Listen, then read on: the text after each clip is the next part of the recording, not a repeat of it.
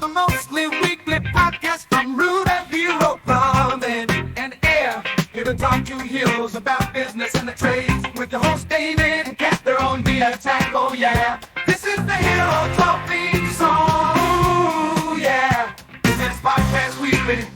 Well, mostly it is. Don't worry about it. Okay, this is the Hero Talk theme song. Ooh yeah.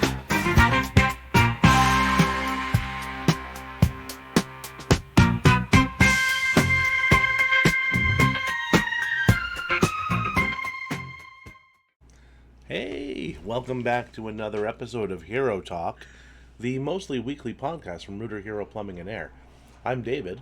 I'm one of the hosts on Hero Talk, the mostly weekly podcast from Rooter Hero Plumbing and Air. Almost lost the plot there. And with me is Cat, and together we're on the attack. That's right. We sure are.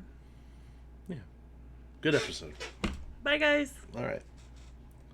Oh, just kidding. Just kidding.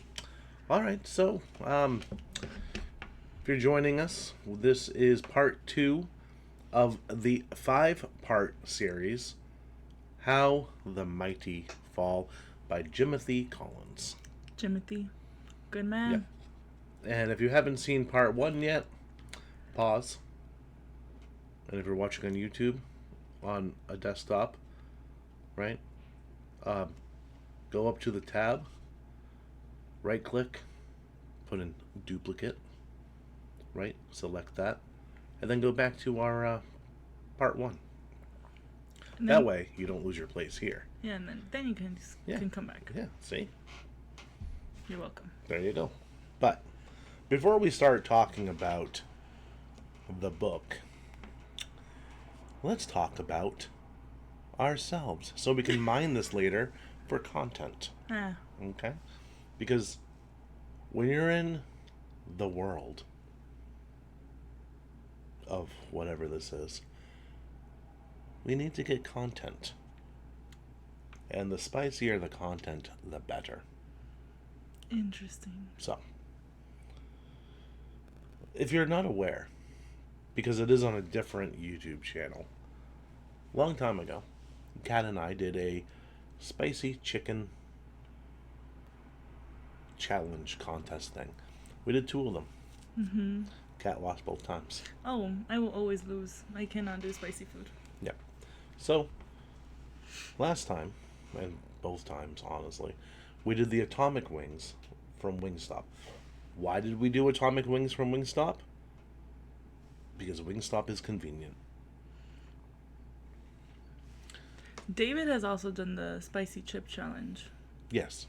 I did not participate in that. Yes, it wasn't the spicy chip. It was a spicy chip. But that's because I think they took the spicy chip challenge off the market after that person died. So, allegedly died from the spicy chip. Which, I have another friend who's a little bit older than me. His birthday's on Christmas. Fun. He's bald. He has a ponytail. Wears shorts all the time. Amazing guy. Sorry, how is he bald but has a ponytail? Well, I mean, you know, when you bald on top, the sides and the back grow still. Interesting. So you just sweep that back into a ponytail. But nothing up here. Nothing up there. Steve, if you're watching, I love you. So provide a picture so we can post. I will. But he did the spicy chip challenge. And it was funny because it was like shot on his porch in Maine, and like the first 5 minutes of it are him chewing it, swallowing it, and then he's like, oh, well, this isn't that bad. 5 minutes go by. Oh, I'm starting to feel it now. Oh, yeah, that was pretty spicy. And then he drinks some milk, and then he's okay. Oh, really? Yeah. It was fine. I mean, couldn't be me. He and I, when we lived, like, I lived downstairs from him, he lived upstairs, right? And that's cool. In an apartment building. Not together. That's weird. He was married. I was not at the time. But, anyway, I don't know. We used to do spicy stuff all the time. Like, spicy sausages with a bunch of jalapenos and habaneros on them. So you guys just killed your taste buds, and that's why you guys can do this now. If that's what you got out of that, yes. All right. Because But they can just do these challenges like nothing. yeah, no, it's you know, you can do whatever you set your mind towards, right? That's my daily motivation for today. And if one person can do it, any person can do it. I remember my first time having atomic wings from Wingstop sponsor us, and I couldn't get through them. I was like, wow, these are spicy. So, one of two things happened. I think they changed the recipe. Yeah, that's what I think too. Because the first time we did it, I was like dying, and the second time I was like, hey, Yeah. this is not that bad. Yeah. I mean, and you use like a gallon of ranch, but like, I love ranch.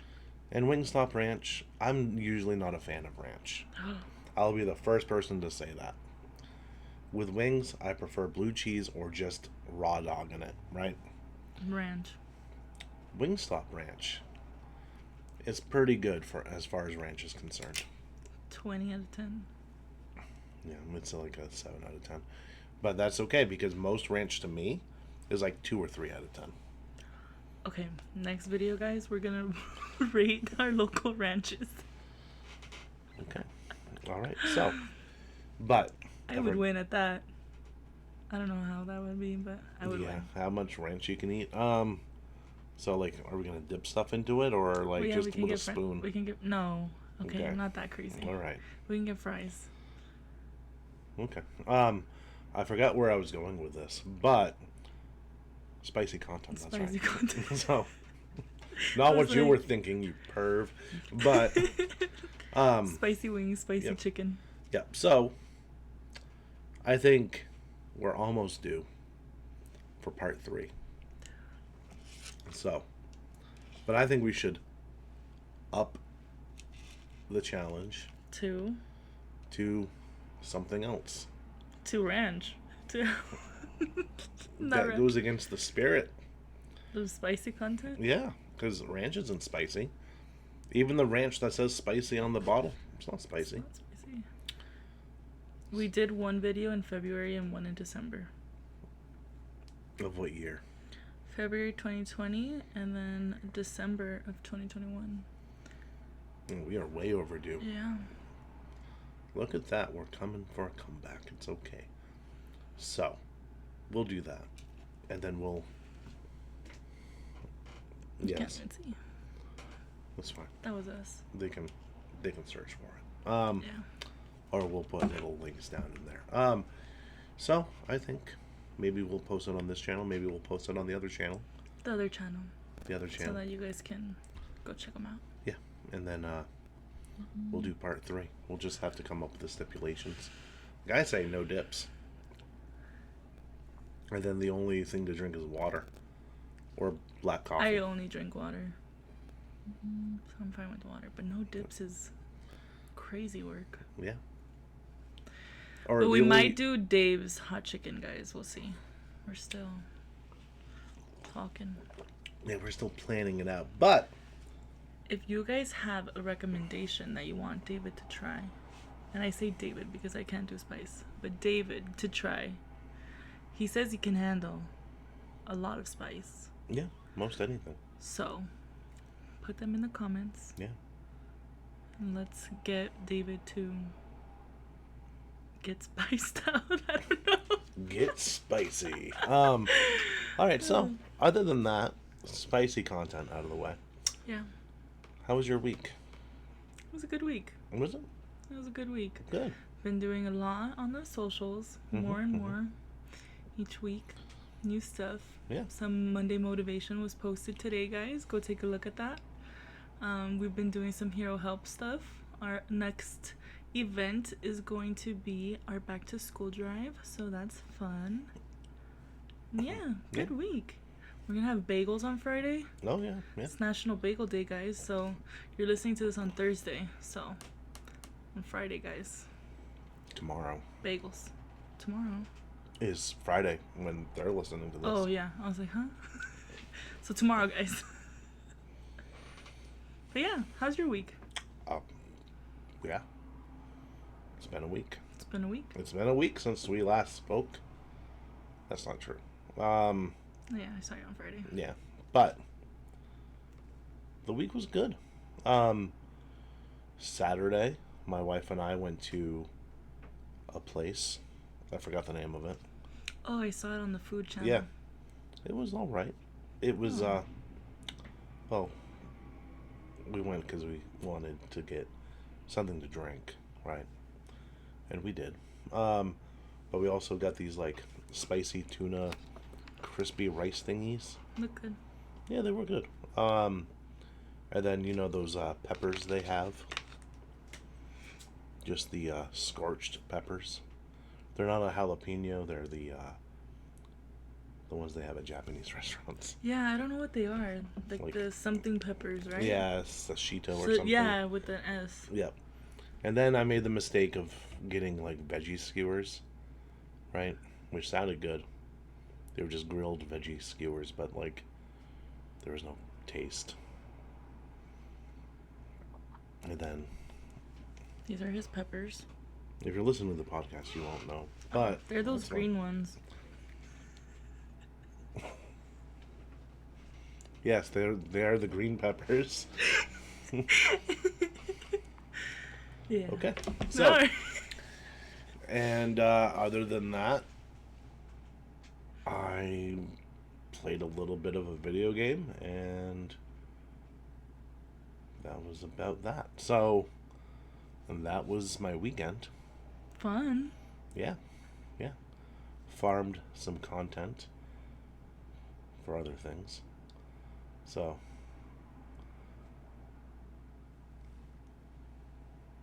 getting a notification from Meta about UK, United Kingdom HVAC. Interesting. Not much we can do about that. That's okay. That's okay. I'll look at it later because it might be missing context. So, without further ado, without procrastinating Any anymore, longer. part 2 of How the Mighty Fall by Timothy Collins Dun, dun, This dun. one is entitled The Undisciplined Pursuit of More. And, yes, Take it away, Jimothy. alright. And reading from the book, because why get Audible when you can have HeroTalk? In 1988. 88. We're going back in the back in time machine. So, how old were you in 1988?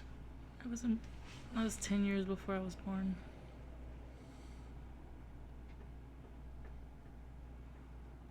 Huh. Oh.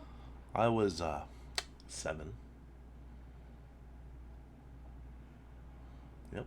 Now I feel old. And I'm like, that's not that long ago. It's not. That's like, I remember 1988. More specifically, I remember the store that they're talking about. what store? In 1988, Ames bought Zare department stores. I remember both stores. With self-proclaimed expectations to more than double the size of the company in a single year. According to Jimothy, you cannot do a 0.2 or a 0.5 or a 0.7 acquisition. The decision is binary. You either do the acquisition or you don't. 1 or 0, no in between. And if that acquisition turns out to be a mistake, you cannot undo the decision.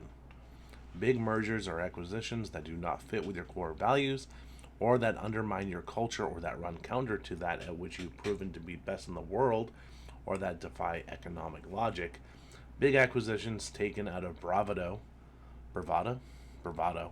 rather than penetrating insight and understanding, can bring you down. In Ames's case, according to the book, the Zare acquisition destroyed the momentum built over 3 decades. Wow.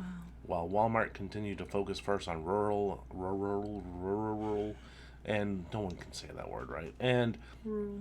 small I was trying. Sorry. small town areas before making an evolutionary migration into more urban settings. The Zare acquisition revolutionized Ames, making it a significant urban player overnight. And while Walmart remained obsessed with offering everyday low prices on all brands all the time, this reads like a commercial for Walmart, Ames dramatically changed its strategy with Zare, which relied on special loss leader promotions. Ames more than doubled its revenues from 1986 to 1989, but much of its growth simply did not fit with its strategic insight that produced Ames's greatness in the first place. From 1986 through 1992, Ames's stock returns fell 98% as the company plunged into bankruptcy. Ames emerged from bankruptcy but never regained momentum and liquidated in 2002. Meanwhile, Walmart continued its relentless march across the United States, step by step, store by store, region by region, until it reached the Northeast and killed Ames with the very same business model that Ames pioneered in the first place. And to this day, Walmart stands by that slogan, which is insane. Yep. The everyday low prices. Yep. Now, Ames was a store that was much like Walmart, smaller, but the same concept, right? And I remember going with my parents and my grandmother, not at the same time usually, to Ames to buy things that you would normally now buy at Walmart. Like, they didn't have a grocery section.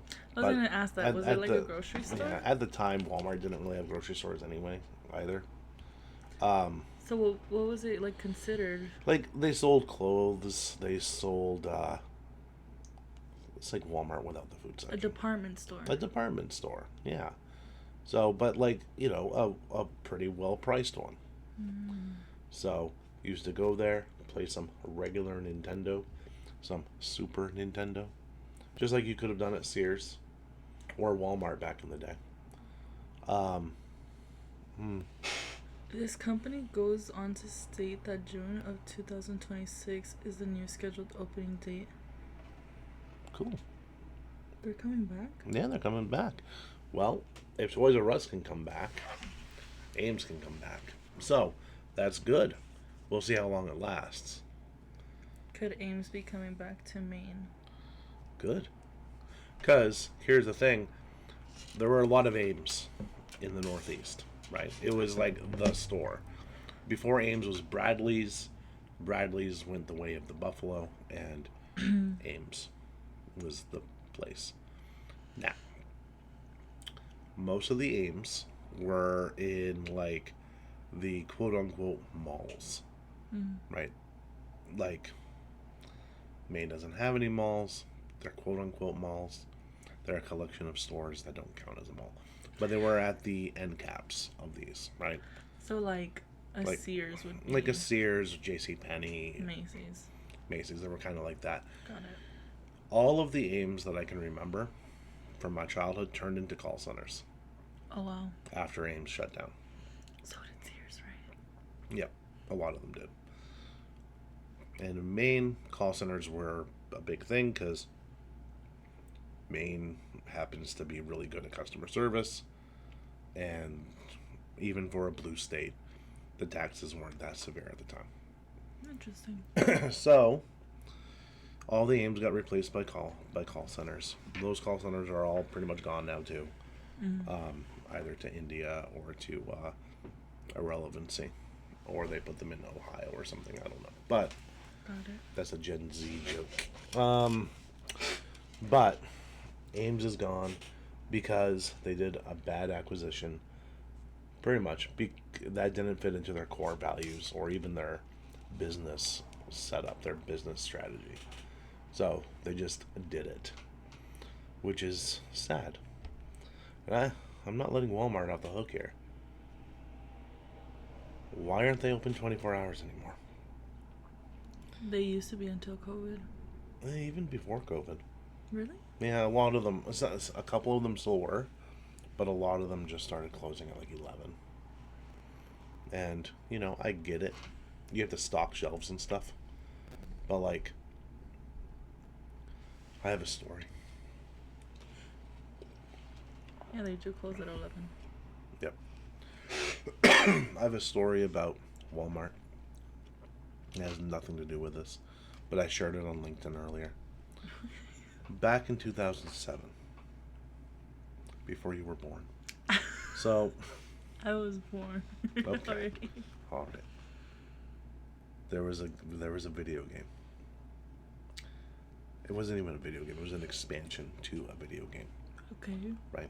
It was the Burning Crusade from World of Warcraft. Now, it was cold. It was like January or February. I can't remember which. Okay. And they were having a midnight release. I remember those. For GameStop. Back when there was physical media. They don't do that anymore either. No. But, so people were lined outside of GameStop in the freezing cold, starting at like 9 o'clock. Yeah. There was a huge line because it was the event of the year. I used to go to those with my brother. Yep. So, my friends and I went. We saw the line at GameStop. We were like, ha ha ha. No. So, what did we do? At midnight, we went to Walmart. Okay. And what did they have at Walmart? The game. The game. You know how much of a line there was at Walmart? 0. Walked in, picked it up, got the collector's edition. But it was always fun to go to like the... You know what's even more fun? Not waiting in line. Not waiting in line, going home And getting and to... installing it, updating it, and then getting to play while people are still in line. Makes sense. And in 2007... Did you still have to wait till midnight to get the game at Walmart? We did, but I don't think we had to because they were all ready out. Just this big like end cap with Display, a bunch of yeah. them. Got it. So we were there like right at midnight, and the display was already there. So we could have probably gone earlier. So, but you know, it is what it is. It is what it is. Now you have a story to tell. But that is why Walmart should be open 24/7. That and grocery shopping at 3 a.m. Who wouldn't want to? Yeah. Because no one else is around. You have the store to yourself. But what if everyone thinks like that and then suddenly Walmart is packed at 3? Here's the thing, they don't. When I lived in Utah for 2 years, we used to go to Walmart 9 a.m. on a Sunday. 2 reasons. 1, it was the only store open. Everything else on Sundays was closed. Okay. 2, store was dead. There was no one in there other than employees. It was so nice. They're probably like, why are you here? That's pretty much. But it was nice, and I loved it. So, back to the book. Markers for stage 2. What are the markers for stage 2? Number 1. Unsustainable quest for growth. Confusing big with great. Which kind of ties into what he just read about. Number 2. Undisciplined, discontinuous leaps. Yep. Number 3. Declining proportion of right people in key seats. Mm-hmm. Do you want to talk about that or you want me to keep going? Keep going, then we'll cover each one. Okay. Easy cash erodes cost discipline. Bureaucracy. I guess. Bureaucracy. Subverts discipline. Problematic succession of power. And personal interests placed above organizational interests. Yeah. So, Those are the markers, guys. let's talk about each one, and then we'll wrap it up. So, the unsustainable quest for growth and confusing big with great. There's growth, and then there's healthy growth. Yes. So, Both in business and in your professional life. Wait. Yeah. yes, and with your weight. So, success creates pressure for more growth. This is reading straight from the book, so I don't want to paraphrase it. Okay. It sets up a vicious cycle of expectations. This strains people, the culture, and systems to the breaking point when they're unable to deliver consistent excellence. The institution, unfortunately, frays at the edges. So, if you're growing through badly planned acquisitions, or let's say you're adding on services that you don't fully understand, let's say you're a plumbing and HVAC company, and because you saw another company be really successful at like selling, let's say, garage doors, right? You don't want to add on a garage door division until you can understand that division. Yeah. So stuff like that, right? So, I mean, a lot of people do that when they get on. They've had a lot of success with plumbing and HVAC, and then the more popular choice is not garage door, right? It's more like electrician or electrical. They add that in. They don't know how to make the pricing model for it. They're just like, oh, we'll add this onto it. Or I So- feel like washer dryers too. Like appliance maintenance. Mm-hmm. Yeah. I mean, I can see where that's connected with like plumbing, even HVAC, really, for the duct work for the dryer vents and stuff. But like, it's a whole other thing. It's Yeah, a it whole really other is. ballgame. So, So don't confuse big with great. yep. So, be great at what you can do. Don't go outside of your hedgehog concept, right? What you're best in the world at, right? You don't want to sacrifice that to make like short-term gains. So, then the next one was the undisciplined discontinuous leap, Yes. right? So, reading from the book, the Enterprise makes dramatic moves that fail at least one of the following three tests. The first test is, do they ignite passion and fit with the company's core values? Number two, can the organization be the best in the world at these activities or in these new arenas? Number three, will these activities help drive the organization's economic or resource engine? If you can't answer yes to those questions, you should not do it, or you should put it off Until you can. Until you can.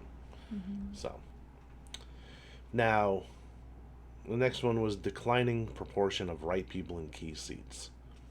All right, so there's two reasons that this could happen.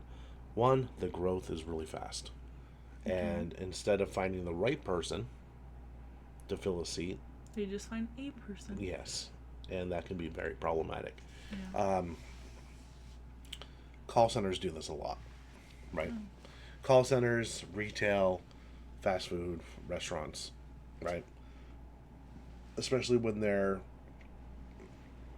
going to get more, whether that's foot traffic, call volume, whatever, and they need to do a hiring like spree, Yeah. right? So they'll basically anybody that can breathe. Like during the holiday season. Yeah. And you have a bunch of people.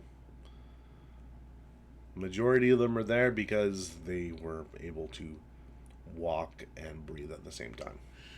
So, which is a helpful skill. But Not all the skills needed. right, it's like so it is what it is. And sometimes you can put people into key seats without maybe interviewing more than Yeah. it is what it is. It happens, but you shouldn't let it happen, right? And at that time, when you're growing, that's all you can focus on is the growth and who's going to handle this portion of it, because you can't put like 20 different hats onto one person. Yeah. You might be able to fit 5, 6, 7, but like if it's a completely different division and they still have to do their current position, Daily tasks and now and they're doing then more. things are going to fall through the cracks. So it was best to get someone in there, but you got to get the right person in there. All right. So the next one Definitely. was easy cash erodes cost discipline. When the money's flowing, you're less liable to be disciplined with spending, right? And you see this happen all the time with regular people, right? Or and people that win the lottery too. people that win the lottery, they're usually broke by the next year. Yeah. How long do people's tax returns, when they get a tax return, how long does that last? Right? Yeah. Someone makes a huge commission check, and all of a sudden they have 6,000 more dollars than what they're used to having weekly, and that 6,000 doesn't go to savings, doesn't go to investments. It goes to pleasure, basically. Unnecessary spending. Yeah. Yep. It goes to like going out to eat. It goes to going out, Yeah. things like that, right? It doesn't go to where it probably should go because depending on your industry and depending on your skill level, you're not going to get constant checks like that, right? Um, so the same thing can happen with companies too. They can get flushed with cash because growth, and then all of a sudden they've spent all that extra capital with not much to show for it, Yeah. which is sad. Bureaucracy subverts discipline. Bureaucracy. I cannot say that word. It is what it is. It's like the word Bureaucracy. rural. Um, okay, system of bureaucratic rule subverts the ethic of freedom and responsibility that marks a culture of discipline. People increasingly think in terms of jobs rather than responsibilities. So, It kind of ties into the yeah, right people in the key seats. right, it does. But you ever hear someone say, "Well, that's not my job"? First of all, shut up. Second of all, it's one of my biggest pet peeves. Yeah. So, because like if you see something that needs to be done and you can do it, why don't you do it? I don't know. And I get act your wage. I get that, right? But maybe if you saw things like that and fixed it, you'd get a different wage. I don't know. Now, if you've tried that before in the past and no, I get it, Yeah. right? I get it. Maybe that's not the kind of company culture that's good to work in, right? Because good work, whole filling, should be rewarded. Usually with more than attaboys or attagirls. Yeah. Like, if someone fixes something, you shouldn't just be like, oh, Thanks. good girl. So, Wow, thanks. it is what it is. But, yeah. So, but you have to think in more responsibilities than jobs. It is what it is. And bureaucracy can destroy a company.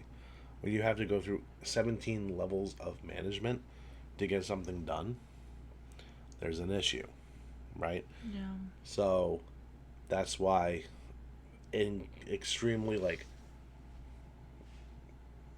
you know the pyramid, right? Where like the C suite is on the top, the front line is on the bottom, blah blah blah blah blah, and kind of it just rolls downhill. Mm-hmm. It's really hard for things to roll uphill with that model because there's so much friction, and there's so much like steepness to it. Coming down, it works. Going back up, it doesn't. It doesn't. And here's the thing: the frontline employees, the people who deal one-on-one with customers, either on the phone or in person, they know more about what's going on in the company, what works and what doesn't. Because they're on the front line. Yeah, than what the C-suite or elevated positions know, right? And because of that downward slope, not everything goes back up, especially if there's layers upon layers upon layers of Yeah. management. So it is Makes what it sense. is. But if you have a more flat organization where there's not 18 levels of management between things tend to run Smoother. Mm-hmm. right? And people can still talk to each other. And like, let's say you run into the C-suite member in the break room, right? And you can be like, "Hey, I saw this. Yeah, maybe we should take a look at this." Yeah. So it shouldn't matter what your position is. You should always have an open dialogue with whoever it is in the company. And be able to like, say So- it, feel comfortable. Yep. And bureaucracy gets rid of that. Yeah. So, That leads to the The- second to last one. the problematic succession of power. So, from the book, the organization experiences leadership transition difficulties, be they in the form of poor succession planning, failure to groom excellent leaders from within, political turmoil, bad luck, or an unwise selection of successors. Choose your leaders wisely. It is much better to promote from within than to hire an outside source, right? That is true in 90% of cases. Yeah. So there's only a few where it's better to hire someone from the outside. If, let's say, you are opening up a new division, right, and no one in the organization currently has enough skill to effectively run it, you might want to bring in someone from the outside that has a track record that also fits the values and the culture of your company to run it, right, or And to at least experience. get it started. So then you can move up other key players in your organization to help that person out. And so, Or that person can train. yeah. So, and then the final one, and maybe the worst one. Personal interests are placed above organizational interests. So, from the book, people in power allocate more for themselves or their constituents, more money, more privileges, more fame, more of the spoils of success, seeking to capitalize as much as possible in the short term, rather than investing primarily in building for greatness decades into the future. This is short-term thinking. This is get it while it's good mentality. Yeah. This is like, well, if things are going this good now, they'll always go this good, right? Which goes back into the hubris thing from part one, right? This is a dangerous thing, and when you even get hints of it happening, you need to nip that in the bud, because that will destroy a company. That will create favoritism. That will create inner politics, right? And that needs to be rooted out and destroyed the second it begins to happen. Yep. It's a recipe for failure. Yep. All of those together spells doom for the company. And the undisciplined pursuit of more is something to definitely look out for. If you do want more, that's perfectly fine, right? Just do it smartly. Don't overreach. Do it in increments. And while growth is good, we all want to grow, don't grow for the sake of growth. Grow because it's going to help your stakeholders. Stakeholders, again, are your customers, your employees, your vendors, people in the company, people that you serve. Let's do it so it benefits them. Do it so that it benefits the company's long-term survival. And just don't do it because, well, other companies are bigger. Yeah. We should be big too. Those other companies either got big doing the right thing, or those companies are doomed to fail if they did not do the right thing, obviously. But that was part two. Do you have anything to add? No, just like it's kind of like our goals. Like it's good to have those big goals, but obviously, like we always say, work your way backwards to reach that goal. So yes, you can dream big for your company, but obviously when you're ready, and you have to like work for it, Yep. and don't just go head on, or else No. you can fail very quickly. Right. So, don't do those things. Always remember to check out Jimothy Collins' book, How It's the actually Mighty Jim- Fall. Yeah, Jim whatever it Collins. is. I don't know where I got Jimothy from, but I'm gonna stick with it because it just sounds cooler. Are you, And I don't think he'd mind. So, like Jim? Is it Jiminy Cricket? the Jiminy Cricket. Jiminy Cricket. So Not that's Jimothy. different, yeah. So, and as always, do not forget to pay the fee. We don't run ads. We don't have sponsors. We will not say no to them, but we don't have them. So, Yeah. in order to get the word out of this podcast, what we need you to do, humble listener, humble viewer, we love you, but we're really going to need some help here. Yeah. We need you to like, comment, review, and share the show so we can make the show grow. Yeah. Without that, we're just here. We're just talking into the void, into the ether that is the internet. And I don't want that. Yeah. That sounds awful. That sounds like a waste of time. So make sure to subscribe. Thank you. Stay tuned for part 3. Bye.